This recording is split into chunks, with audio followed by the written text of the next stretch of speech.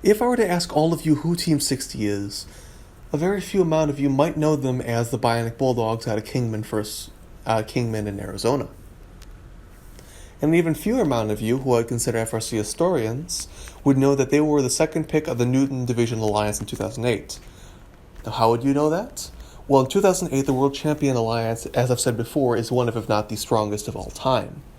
With them, of course, being consisted of the Thunder Chickens, Symbotics, and the Robo Wranglers. And of course, this Newton Division in 2008 consisting of the Pink Team, Team 968, and of course Team 60, the Bionic Bulldogs, were the only alliance to win a match against them, that being Semi's one match won on Einstein. Now, Team 60 also has another thing to add to their collection that I believe makes them one of the most important teams to remember in FRC history. They have a first that no other team can match based upon when they did it. When we remember 1999 season, Double Trouble, in my opinion, it's a great game. There was a great alliance that came out of it, and of course it was the introduction of alliances, which is one of my favorite things FRC has ever done. Now with that, with 1999 being the first, there isn't much out there in terms of video. Of course, there was a great compilation of videos created by a few members of the Finalist Alliance who took it upon themselves to upload all their match video, and that's great to watch. It's great to see their semifinals matches, their finals matches, and the celebration. However, one thing I've always wanted to see is the Alliance selection. And if we go to 2000, we can see that someone very generously uploaded their video last year of the 2000 National Championship. And that's why you can see on the Blue Alliance now that there's both match video of the ranges for both the first alliance and, of course, the Finalist Alliance all the way to the finals. So, of course, we're missing quite a few match video and some other things from the championship. However, what we also have is the alliance selection, and this is something I was always excited to see. For the second year of alliance selection, it's a great thing to see. This is before the Serpentine era. So you have Team 1 being able to pick their first all the way down to Team 16, and then having them pick their backup bot immediately after. And with this, it reminds me a lot of the 2016 and 2015 First Michigan District Championships with 16 alliances. It's a time before divisions, the last year, in fact, before divisions, and that's what makes it a lot of fun to watch. And the great thing about it is that the winning alliance wasn't the number one alliance. The winning alliance was far, far further down, and that's what makes this one fun to watch. So now I'm going to be putting up the alliances on the screen. As you can see, it was actually the 8th and 10th alliances that were in the finals. A lot of the other ones are lost to time. If there's match view, I'd love to see them. However, what we see is that the 8th and 10th alliances were the two that made it all the way to the finals. You probably know a lot of teams in here for their later showings. Wild Sting, Buzz Robotics, both Hall of Fame teams, the Cheesy Poofs and the Gila Monsters teaming up here as well as they would several years later. Have Beachbots and several other teams you'd know.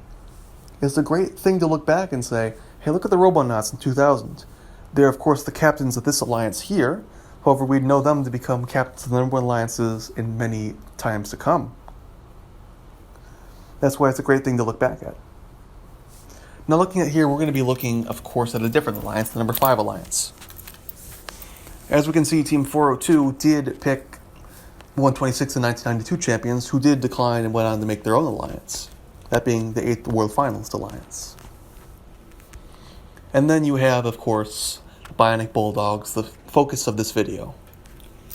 They would go on to pick 4 teams, all of which would decline.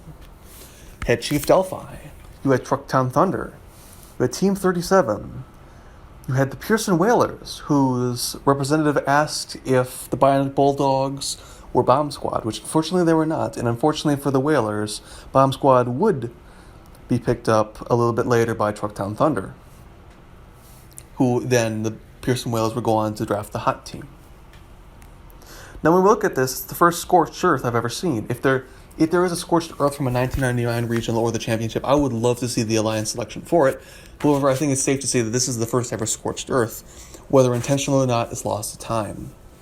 However, this is a lot of fun to see, because then you have, of course, both the World Finalist and the World Champion alliances were affected by the Scorch. with both captains being, of course, 255, who of course wasn't Scorched, but it prevented them from getting the World Champion 255 Alliance. 255 wasn't Scorched, however, their chance to pick anyone else was. And then, of course, 126, Scorched by Team 402, wasn't able to pick some of those other teams in there that might have helped them. And that's what makes this interesting, is it's a Scorched where, although it's not traditional Scorched, where the number one alliance gets rid of all of the captains, this is an instance where the Scorched did affect both the World Champion and the World Finalist alliances, making it different to see what could have happened.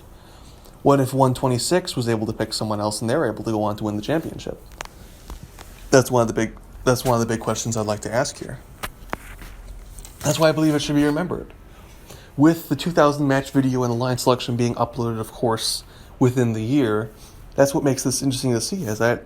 I'm not sure how many people have seen this, but it's fun to watch. And of course, we should remember Team 60 as the team who was the first ever to scorch the Earth. So thank you all for watching. I hope you enjoy this. I hope you have a new appreciation for Team 60 for what they were able to do here. And this has been the FRC Historian.